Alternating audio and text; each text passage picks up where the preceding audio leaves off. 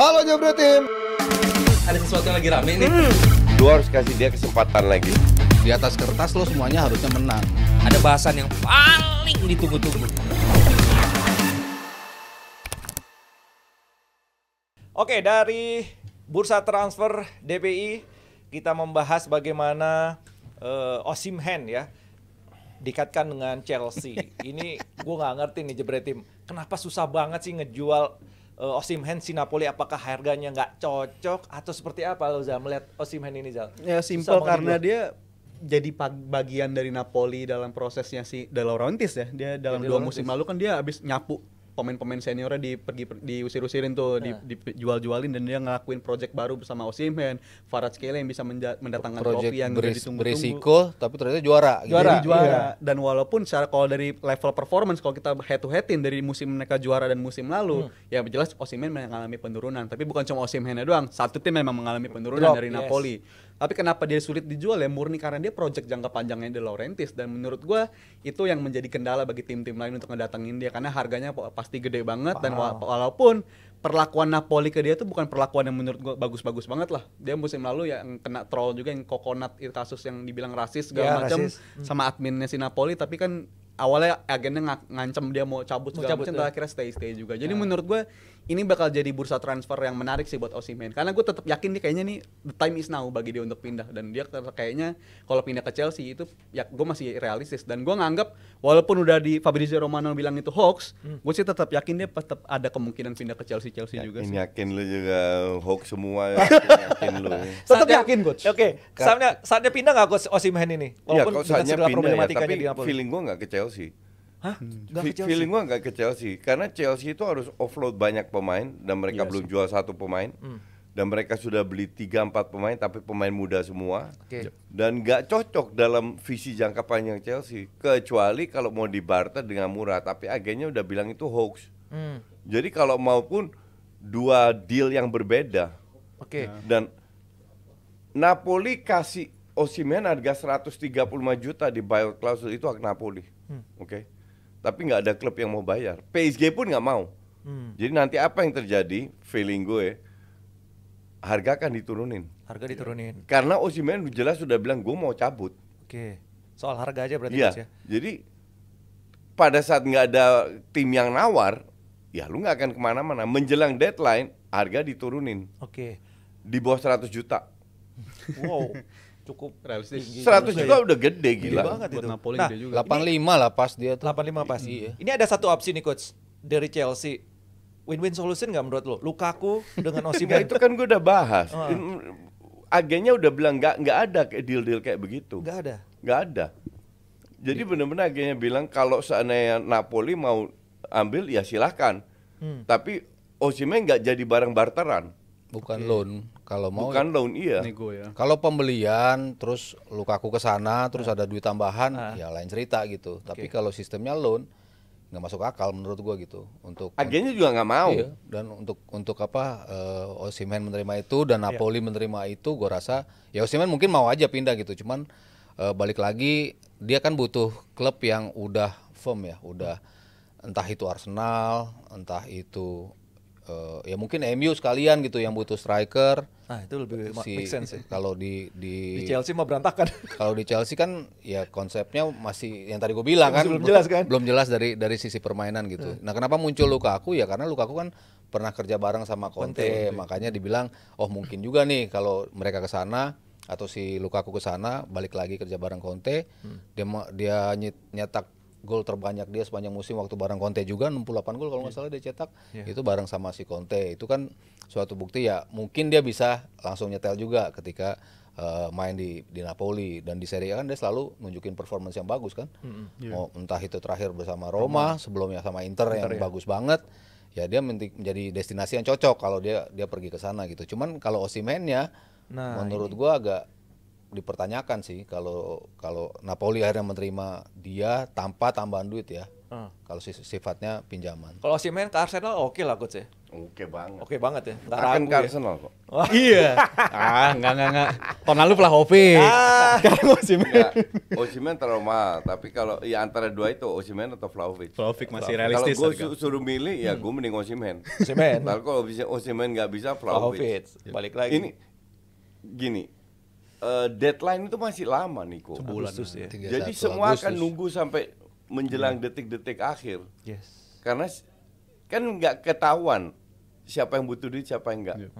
Nanti pada saat tim-tim yang butuh duit, nah baru mulai.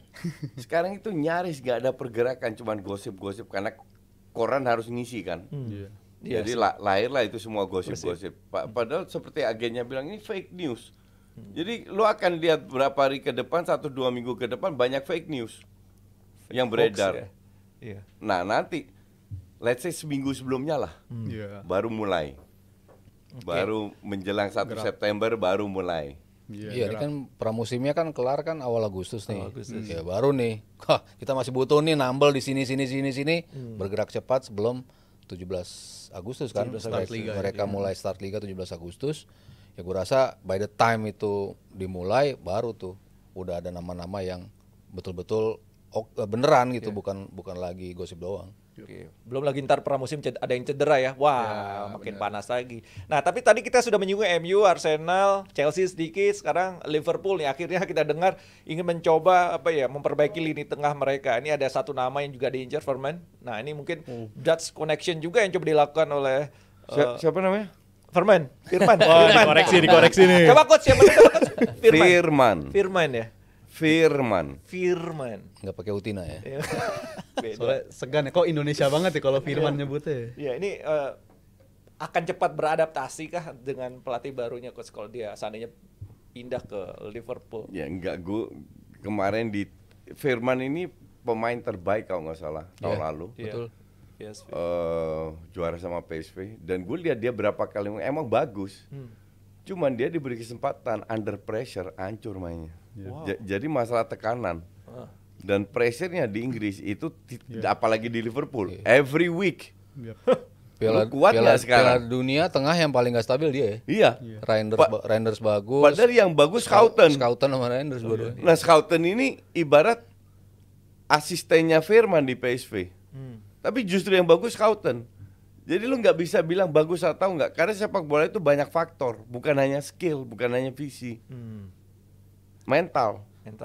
Dan gue sih berharap Liverpool jangan coba-coba datengin dia sih ya, karena masih walaupun di PSV bagus, tapi kita tahu banyak juga pemain yang sukses di Liga Belanda, tapi ketika pindah ke Inggris ya nggak jadi apa-apa juga. Tapi banyak yang bagus juga, Yapstam, Van Nistelrooy. Udah kejauhan banget Coach, tapi kalau 5 tahun terakhir ini hanya contoh bahwa ada juga yang banyak juga yang berhasil.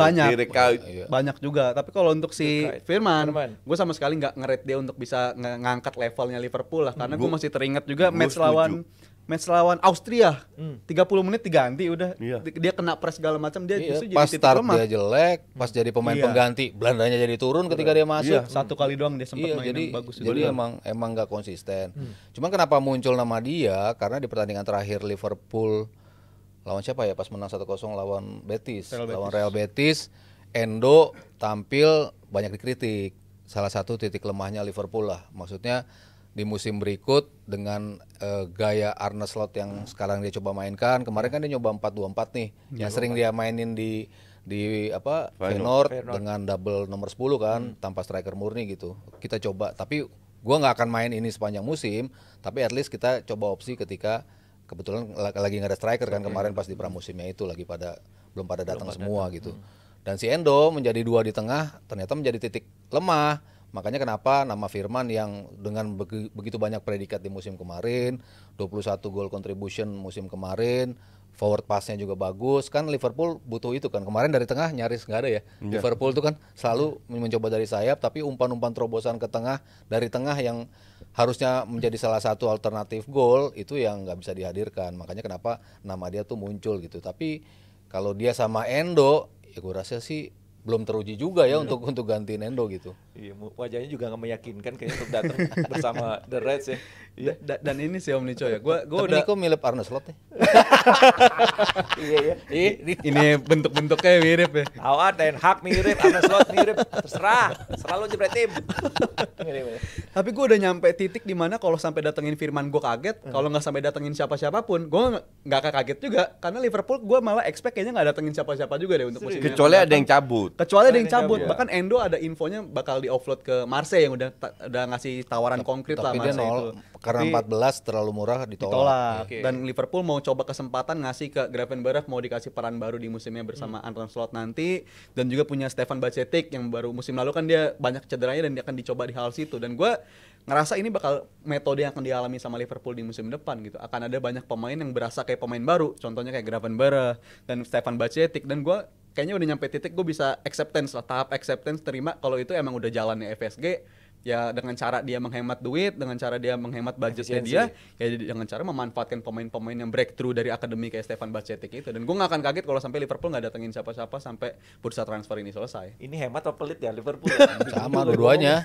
Dua-duanya. Kalau ada yang jual, kan tadi poinnya itu, kalau ada yang kejual baru kita beli. Kalau nggak ada ya udah kita jalanin musim. Nah ini kalau Bremer dibeli gimana nih? Untuk gantiin Matip, persaingan sama Konate kan lumayan lah. Enggak sih. Enggak juga? Matip kan juga praktis sudah nggak main juga kan Iya. di musim kemarin. Ya Konate kan udah kayak free injury juga kan musim kemarin. Jadi Konate sama si Van Dijk ya gue rasa tandem yang nggak tergantikan lah. Ya kalau ada di situ kan masih ada Kwanzaa juga. Dibandingkan mendatangkan pemain baru, ya gue mendingan stick dengan Kwanzaa yang musim kemarin cuman butuh jam terbang lebih aja gitu kan. Di beberapa pertandingan kan dia udah cukup stabil mainnya. Cuman satu blunder aja pas lawan MU itu aja kan. Tapi selebihnya kan dia cukup lah untuk jadi pendamping dari si Van Dijk. Serius nih coach, Liverpool nggak butuh pemain belakang lagi nih. Bremer Pemain belakang sih enggak. enggak juga. Enggak. Tengah Liverpool tuh Pemain tengah, pemain dibutuhin. kreatif. Tengahnya 3-3 bukan level Liverpool untuk bisa ngangkat. Definitely pemain tengah. Wow. Terutama pemain kreatif. Ya kreatif. At least kalau lo gelandang bertahan tapi kualitasnya kayak Rice, nah itu beda gitu kan. Iya. Dia bisa ngasih opsi ke depan juga yang bagus gitu iya. kan. Jadi emang lo butuh pemain tengah sih. Ya, walaupun mungkin numpuk. Gravenberch yang bisa dicoba. Nah Di iya posisi tuh, itu. ya bisa untuk dicoba musim juga. baru. Dan untuk clawback kenapa gue nggak yakin Bremer, karena Arne Slot juga kayaknya ngasih kode mau ngasih kesempatan ke Sepp Vandenberg itu tuh, pemain muda, lagi-lagi pemain muda, dan Kan itu dia mau back dikasih kiri. kesempatan. Tengah coach dah di Vandenberg itu yang tinggi itu, Oh, dan bukan dia kiri. tengah dia. Vandenberg kiri dong. Sepp Vandenberg. Kiri, setahu gue kiri loh. Dia Yang di satu musim lagi, lalu, yang Belanda satu lagi yang Vandenberg. bukan, ada dua kan waktu itu. kalau yang kiri itu si Kijana Hoover. Kijana Hoover udah di Iya, offload dia. offload. iya, ke maksudnya kan Wolves. yang satu itu yang baru yang wingback. Ini yang dia musim lalu dipinjemin, yang musim sebelumnya juga dipinjemin, datangnya sama Harvey Elliott dan kelihatannya pengen nyoba dia di posisi itu. Kemarin partnernya sama Kwanzaa kok 2 match lawan Betis dan lawan si yang kalah lawan Preston. Jadi gua ngeliat kayaknya Kalah lawan Preston. 1-0 kalah. Ini Daripada Chelsea dibantai Celtic 4-1, buset. Dibantai Emang nggak Celtic. jelas itu. Kalah lawan Preston. Preston North End. Oke, ini masih soal pertandingan ya. Nih kita tanya Mas Haru yang menyaksikan laga Barca lawan City ini kemarin. Jack Grealish sudah membuktikan bahwa dia masih layak Masih dipercaya. bingung. Percaya nggak sih sama Pep? Masih bingung. Lu main. siaran ya? Enggak. Pagi kan Tadi tadi. sih. Oh, bukan Mas Haru yang bicara. Gue yang waktu itu Bang Milan. Virzi. Oh, Virzi. Oke. Gue City Milan waktu itu. Oh, City Kalah Milan di juga awal ya. City Milan kalah lagi kemarin. Tadi adu penalti ya. Kalah juga. Kalahnya adu penalti 2-2, nggak ada perpanjangan, langsung adu penalti. Penendangnya buruk semua. Cuman satu doang yang gol, kalah 4-1 kan adu penaltinya. Siapa? Si City. City. Si 4-4-nya si Barcelona langsung masuk. Dia cuma masukin satu, ya udah. Penendang kelima nggak perlu. Ya pada liburan kan jebret tim, ya wajar belum pada masuk semua. Tapi Grealish balik lagi Nah, ke ini gaya main udah ya kayak Doku lagi gitu kan. Kemarin kan dulu kan dia kayak Doku tuh. Nusuk. Habis itu kan berapa musim dicoba minggir banget gitu kan. Jarang berani masuk ke dalam. Nah, kemarin tuh dia cukup berani tuh untuk balik lagi memerankan, mungkin disuruh sama Pep kan, disuruh lo coba nusuk lagi. Ternyata bisa lagi tuh dia. Gocek masuk, nembak. Berapa kali dia dapat peluang dari sisi kiri. Jadi ya bisa masih menjadi opsi lah untuk pergantian sama Doku atau Foden. Oke, menurut lo coach layakkah dipertahankan sama Pep Grealish? Kemarin juga nggak dipanggil Ya ke timnas, harganya kalah sama 100. Doku. I mean kalau lu mau Harga jual lagi. juga rugi dan Pep butuh pelapis. dan Doku sama Grealish oke. Iya, tipis loh squad. Karena Doku pun nggak konsisten. Squadnya Pep tipis loh. Iya, jadi oke. Masih Justru bertahan Pep, justru City butuh banyak pemain gue bilang. Iya. City Iya. butuh banyak pemain Iya. juga. Bener. Karena walaupun mereka musim lalu juara, tapi itu kelihatan jelas banget peran pengganti Gundogan tuh belum terlalu kejawab. Peran pengganti Gundogan, peran pengganti Mahrez juga belum terlalu kejawab. Dan menurut gue itu posisi-posisi yang harus ditambal. Karena nggak tiap musim lu bisa ngelakuin kayak musim lalu. Walaupun emang musim lalu ketolong sama Rodri-nya bagus banget. Dan timing kembalinya De Bruyne dari cedera tuh emang pas banget juga. Jadi kalau untuk musim yang akan datang, harusnya sih bisa datengin pemain lagi. Dan harapannya tentunya ya Grealish bisa balik perform lagi. Karena itu harus jadi titik balik juga lah bagi Grealish. Karena sayang banget dia musim lalu bener-bener off. Hampir nggak bisa ngasih kontribusi sama sekali sepanjang satu musim. Sampai akhirnya puncaknya Nggak dari dipanggil panggil timnas. Walaupun dia kayaknya happy-happy bisa party all the time di summer kemarin ya. Tapi ya tetep lah, target lu 2026 harus tembus World Cup lagi. Itu buat di lubuk Grealish. hati yang paling dalam Grealish mah sebenarnya sad banget itu. Sad boy sebenarnya. Nggak bisa ikut. Tapi kalau gue baca-baca nggak ada tuh nama-nama pemain yang disanter dikaitkan dengan City. Ada nggak? Mas Aryo nggak ada ya? Iya, dia cuma beli satu pemain 30 juta siapa tuh? Dari Brazil. Savio ya. Iya, Savinho. Brazil ya? Cuman beli dia doang. Ya dia bisa ngasih something di sisi kanan kan, yang kita ya tadi bilang kehilangan Mahrez di situ, ditambal sama Foden di posisi itu, kadang Matheus Nunes juga dicoba di posisi itu tapi nggak bisa bagus terus-terusan kan. Bernardo Silva juga kadang di bawah, kadang di atas, turun naik nggak konsisten juga di sisi kanan gitu. Jadi emang lo butuh tambahan di posisi itu, makanya kenapa si Pep tuh ngambil dia gitu. Cuman kan untuk posisi-posisi lain nanti kalau si De Bruyne cedera apa kabar?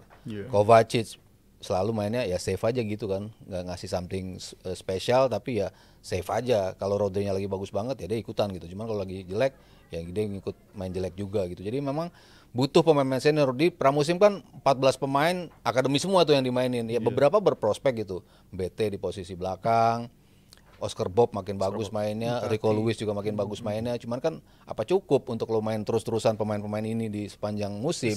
Gua rasa lo tetap butuh nama-nama gede gitu untuk Oke, coba kita tunggu siapa pemain yang akan dibeli oleh Manchester City. Dan seperti yang gue singgung di awal, saat lagi kita akan membahas kesuksesan Timnas U19 bersama Coach Indra Syafri. Tetap bersama kami di DPI.